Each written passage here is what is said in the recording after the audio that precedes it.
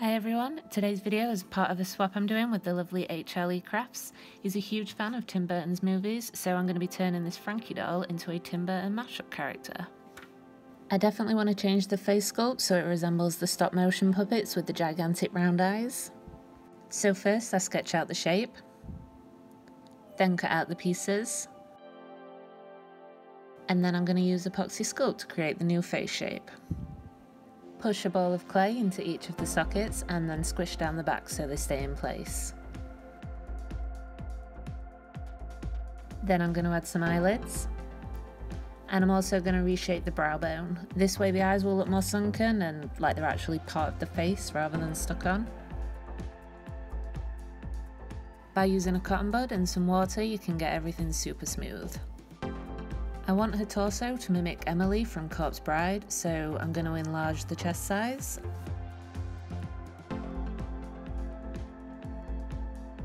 And also add the ribcage.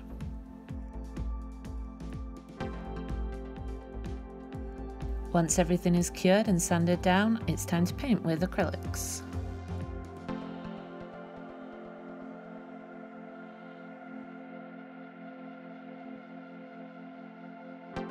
And blush with soft pastels.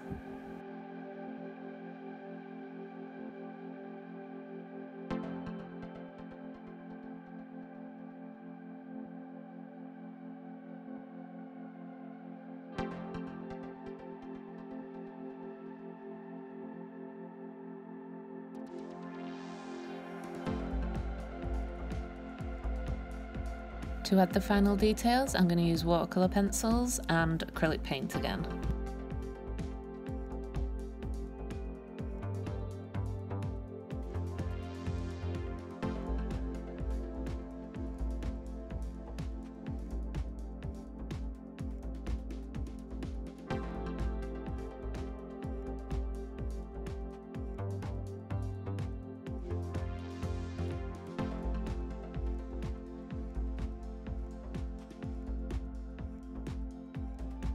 And of course, cover the eyeballs in Duraclear gloss varnish. To give her big chunky lashes, I took some regular doll lashes and then used black acrylic paint to clump them together into spikes. And then I glue them to the eyelid lip. So intense.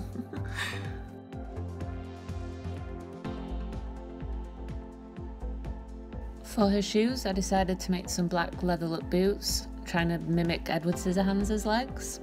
For the straps, I just cut out strips of the same fabric and then wrapped them around the legs. I also cut the straps off an old pair of Monster High shoes and trimmed down the toe area as well.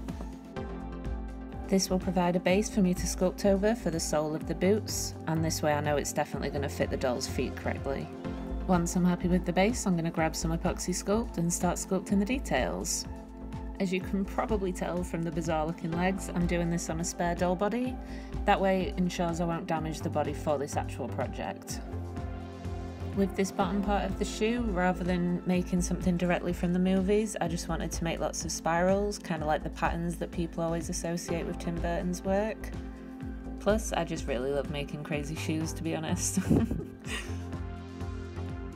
Once cured, it's time to paint with acrylics.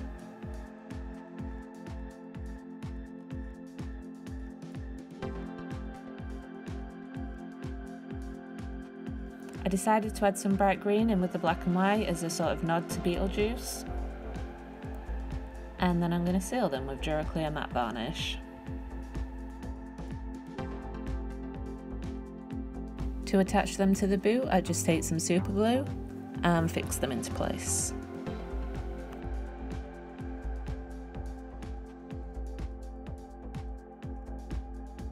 For the main part of her outfit, I decided to try and combine Emily's wedding dress with the red dress Alice wears.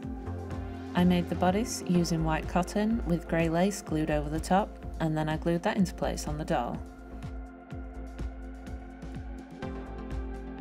Then did the same again with the bra piece.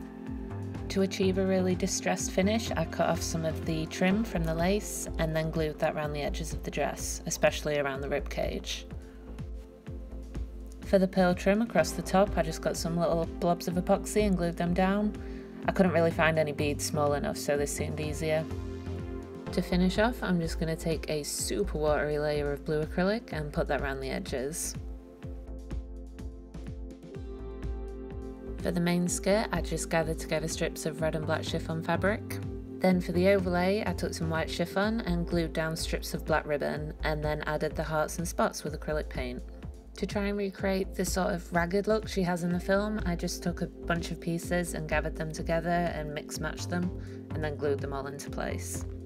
The length is significantly shorter than it is in the film, but I wanted to make sure the boots were nice and visible, so shorter version. To finish off the boots, I took a couple of O-rings, 2 doll bracelets, and a couple of epoxy pieces I made. Painted them all with gold acrylic so they look cohesive, and then glue them into place on the doll.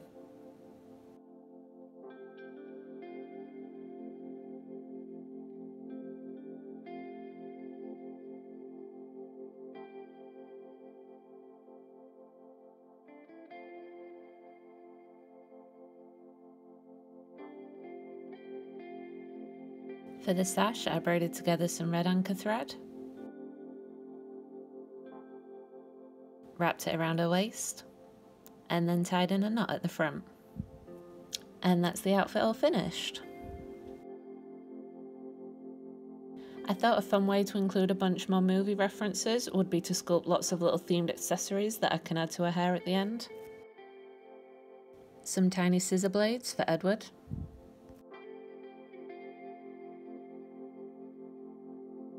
A Jack Skellington mask.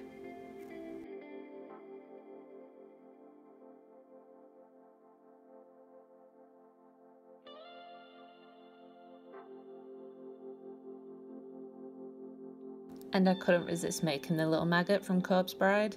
This is for sure one of the most detailed and tiniest things I've ever tried to make, but it was so worth it. I just love his creepy little face.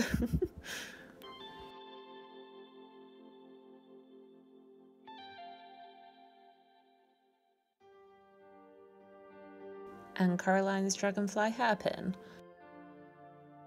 With things like this, I like to cut out the individual shapes and then glue the pieces together. It's much easier than trying to sculpt it as one solid thing.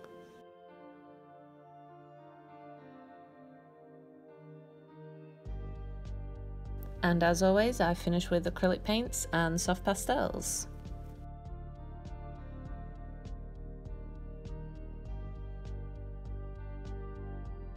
I also made Jack's bow tie.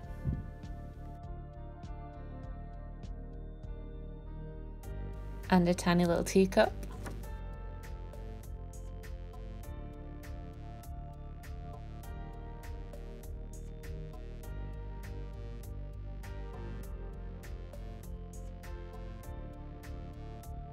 The price tag from the Mad Hatter's hat.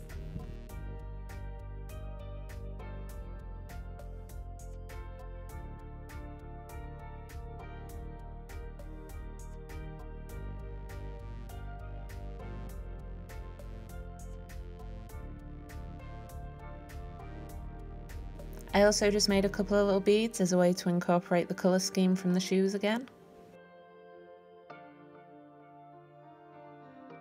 And finally, a Cheshire Cat eye.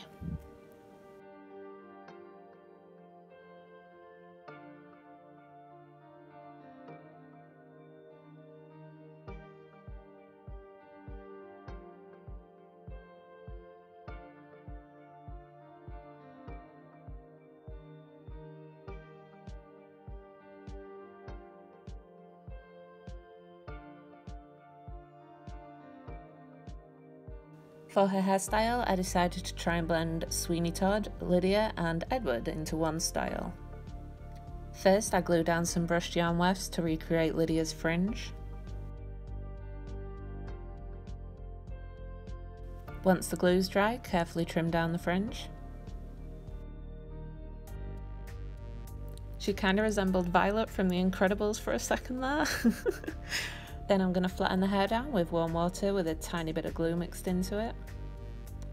And then style with scissors and a paintbrush.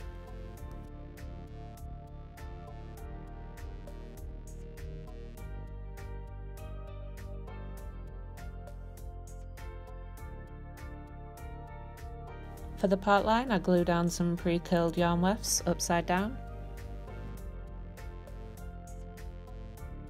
Then fill out the back with lots more curls. Push back the part line and glue into place.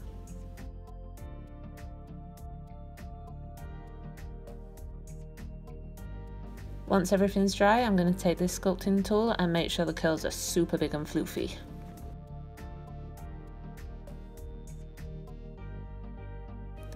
Now to glue the accessories into place.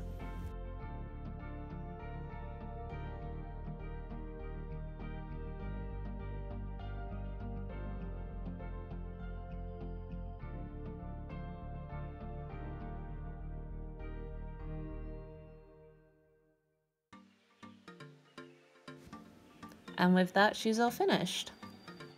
What do you think?